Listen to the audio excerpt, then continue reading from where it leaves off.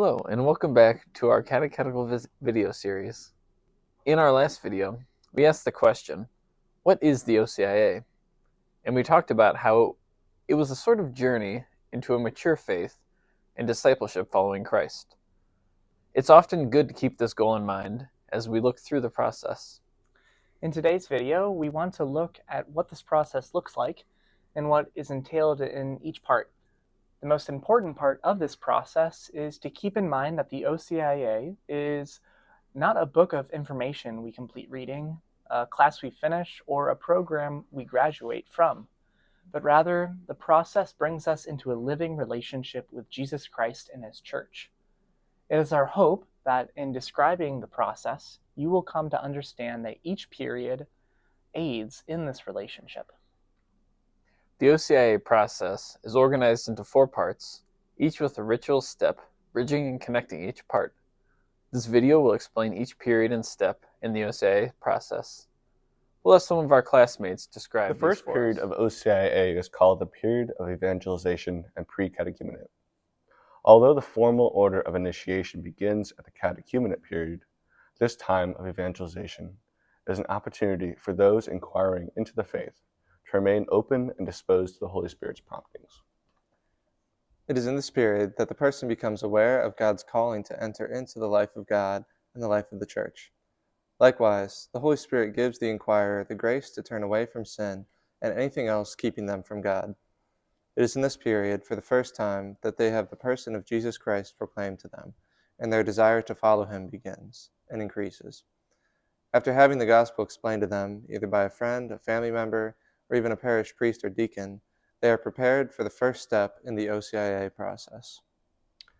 The first ritual step in the OCIA process is acceptance into the order of catechumens. Once the inquirer has received the beginnings of faith and begun to cultivate a spiritual life, the church gathers with the inquirers. Those who desire initiation into the church publicly declare their desire before the church. In this public declaration, the church also receives and accepts their declaration, hoping to show her desire to accompany the individual through the OCIA process.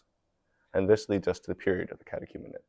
We constantly see throughout the Gospels how Jesus calls the disciples to follow Him. But in a unique way, we hear in Mark's Gospel that Jesus called the 12 apostles to be with Him so that He might send them forth to preach. The period of the catechumenate is a time to be with Jesus and His church. In this extended period, the person in the catechumenate, called the catechumen, is instructed in Christian formation to prepare them for the Christian life. Just as the apostles and disciples were with Jesus and being formed by Him, so too are the catechumens catechized by means of a holistic integration of the Christian faith. The catechumen are exposed to the Church's liturgical prayer, the sacred scriptures, and they are brought into the Christian community. All this formation is to prepare the catechumen to one day be sent by Christ and His church to preach the good news of Jesus Christ. This is a gradual formation and can take time, and so should not be rushed. The goal of the catechumenate, as the rite notes, should instruct the catechumen in a way that while presenting Catholic teaching in its entirety, it also enlightens faith, directs the heart towards God, fosters participation in the liturgy, inspires apostolic activity, and nurtures a life completely in accord with the Spirit of Christ. At the end of this period is a new step, the liturgical rite called the election or the enrollment of names. Typically, this rite coincides with the start of our Easter preparation or Lent. This step enters the catechumen into the final states of preparation to receive the sacraments of initiation. In this rite, after the Church has been assured of the catechumen's readiness to receive the sacraments of initiation by the catechumen's godparent or sponsor, the Church, through the bishop, makes its election or choosing of the catechumen to be enrolled as one of the elect. Likewise, the location of this rite should take place at the cathedral to reveal just how central the election is to the life of the whole Church.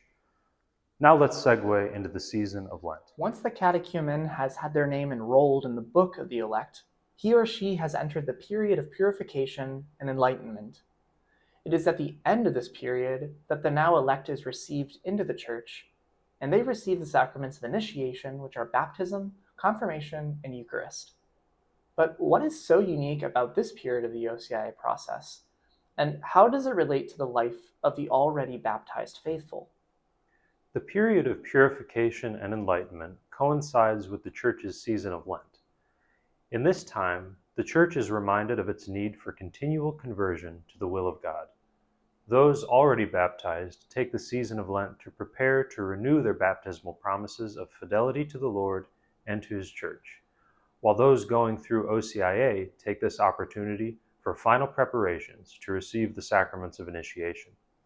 Just as Jesus went into the desert for 40 days and nights prior to his public ministry, the season of Lent is an intentional time to retreat with God into solitude, so that we can be called into the mission to preach the good news and to enter into deeper communion with the Church and with Christ.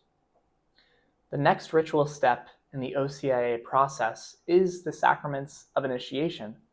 We'll touch on these more in depth in a later video, but now onto the final period in the OCIA process. What we have been journeying to has come, but it is not gone.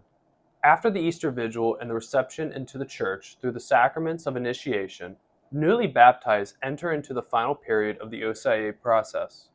This period is called the period of post-baptismal catechesis, or mystagogy. The analogy of writing a poem works well to describe this period. The process of writing a poem begins first with an experience, but doesn't end there. After extensive reflection on the experience, one begins to find the right words and can highlight the correct sentiments. From this, there can be a profound discovery of a type of narrative that emerges from the experience. The reception of the sacraments are similar. Post-baptismal catechesis wants to discover the narrative of the Easter Vigil and the sacraments of initiation. Mystagogy, this means being led into the mystery, is a process of extensive reflection on the signs, symbols, words, and actions of the ritual celebration, so as to discover their inner meaning. In the Easter Vigil, catechumens journey from death to life, isolation to communion, abandonment to adoption, and darkness to light.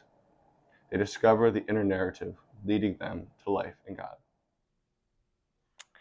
4 periods, 3 ritual steps, and 1 continuing journey of faith, all led by the Holy Spirit. This is the process of the OCIA. In the next videos, we will be jumping into the Easter Vigil itself. The signs, symbols, words, and actions of the Vigil will begin to be broken open and explained. In the first of these videos, we will be talking about the significance of the Easter Vigil and why it's the most important liturgy of the whole year. Thank you for watching and looking forward to next time. Peace.